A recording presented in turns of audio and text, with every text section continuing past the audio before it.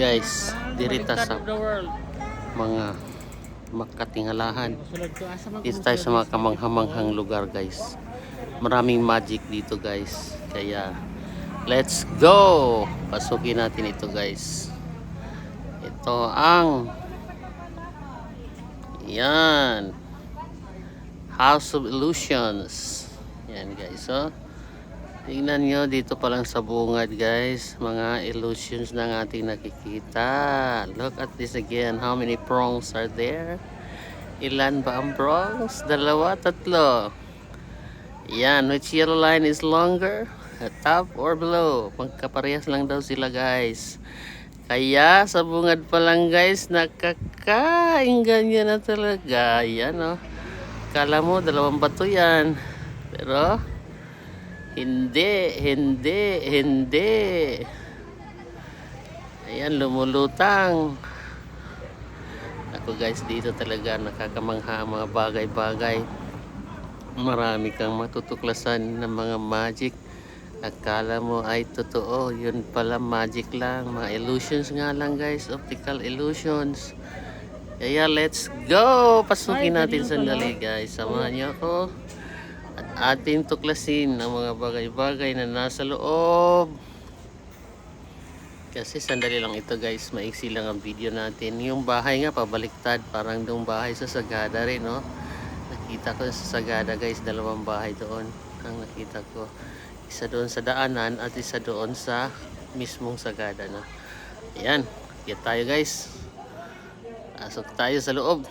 Yan, nakakamangha talaga, guys. Mga illusions lang yan, guys, pero super.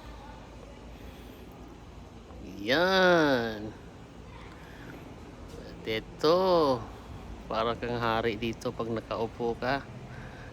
Yan. Ito, medyo nakakatakot nga, guys. O, yan, oh. Parang balong malalim. Pero salamin lang yan, guys. Sunod-sunod ang mga salamin. Kaya ito, guys, huwag kang bibitaw. Marami pa tayong matuklasan sa ibabaw. Yan. Kita mo yan, guys, oh. Kala mo kwarto talaga sa loob, pero isang salamin lang yan na maliit. Iwan ko paano nila ginawa yan. Kaya nga optical illusions lang ang lahat. Yan na, guys. Pinasok na natin. At dito tayo ulit sa kabila.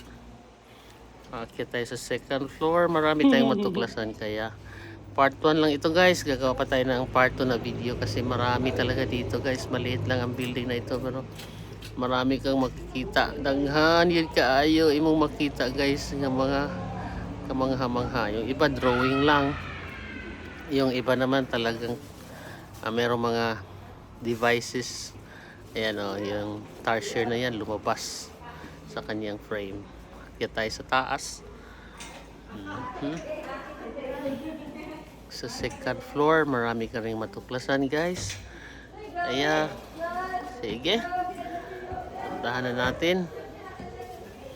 Basta marami tayong makikita dito, guys. Mga bagay-bagay na hindi mo akalain ganito pala ang ginawa. Kaya pag may time tayo, guys, puntahan natin ito, balikan natin at nang namnamin sa buong mga kalahating araw. Talaga gusto natin, guys. Yan, oh. Dito mo makikita yung paano ginawa yung ulo na baliktad. Yan, paano mo babasahin yung kulay sa kanyang kulay, hindi yung sa kanyang word, di ba? Halimbawa red pero yellow ang nakasulat, paano mo babasahin yan, guys? Marami talagang optical illusions dito. Paano ititrick yung ating brain. Yan, oh, yellow red pala ang red pala ang kulay, kaya yan mga ganyan, guys. Kaya part 1 lang muna ito, guys, para hindi kayo magsawa. So please comment, like, share, react, and follow for more. God bless everyone. Yan, mukha.